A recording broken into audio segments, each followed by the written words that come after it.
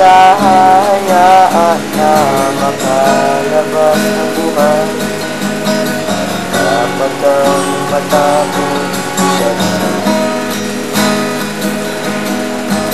ito ay kwentong baho nang galing sa initurong may kahangalan ng tunay. Ang ngalan niya ay engkanto at kahit parang ang pagkatao'y napakabaho dahil malayo at hindi niya makuhang mali. Sa buhay engkanto ay nasawi ang marami.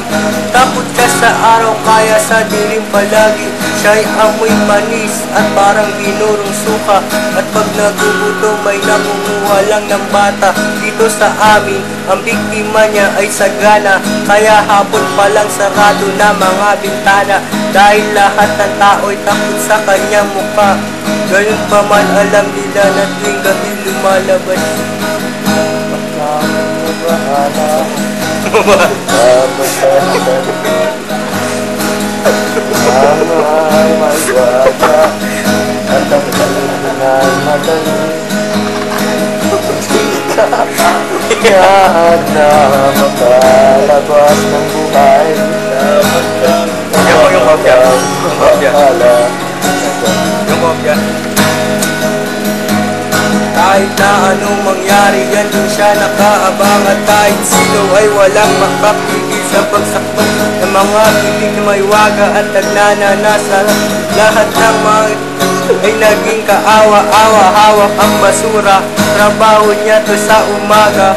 Napakabaho kaya siya'y nag-iisa. Paggabi ingat lamang ang nagdaraan. Dahil pag ika'y nakita niya, ika'y masasaktan. Wala nang ibang bagay pa siyang alam gawin kundi pambiktima. Di magtiranig katiti siya ay unggong. Pakalat-kalat lang sa lansangan. Kahit na anong mangyari, siya'y dapat mong iwasan. Dapat kang mabahala. Ang ay maliwaga at ang tunay madali. Di kahayaan na makalabas ng buhay. Dapat kang matakot. Isang pangit na Biyernes, lumitaw na si Mamaw. Noong ko siya nakita, inampas ko ng sitaw. Gusto niya akong pagtripan at gawin ng hapunan. Naklang puta, sobra naman yata ng kamalasan. Eskendita sa may baysa, may sinakmal na mama. Sa tagiliran, gamit ay nagnana ng bunganga. Ang gamit upang makuha lamang ay whip ng mama. Siya'y umiihi lamang, gago ka, wala kang awa. Silamon siya at di na binuhay pa ni hangal. Di pa kontento, naghanap pa ng masasakmal. Pangit mo, mukha kang naaaglas. Ang baboy-baboy sa lansangan, tambay ni ungas. Basura nga ang tingin sa kanya ng marami. Sino kaya sa amin ang susunod niyang mayayari? Pangalan ay engkanto, pangilan yung gamit. At ang tanging alam ay isang mabantot na singit.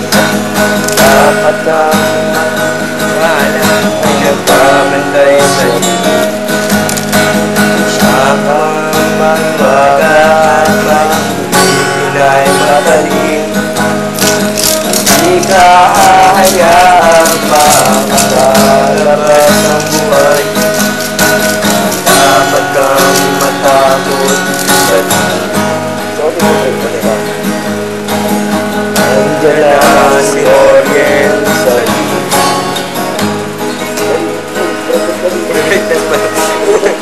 Hindi ko pa naman ko, yaman mo yung pa ako. Hindi ka tako. Huwag na.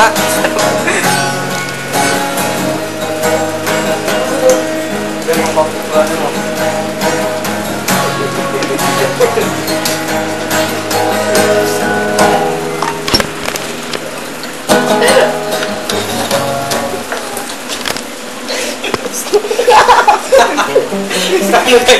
Finish mo.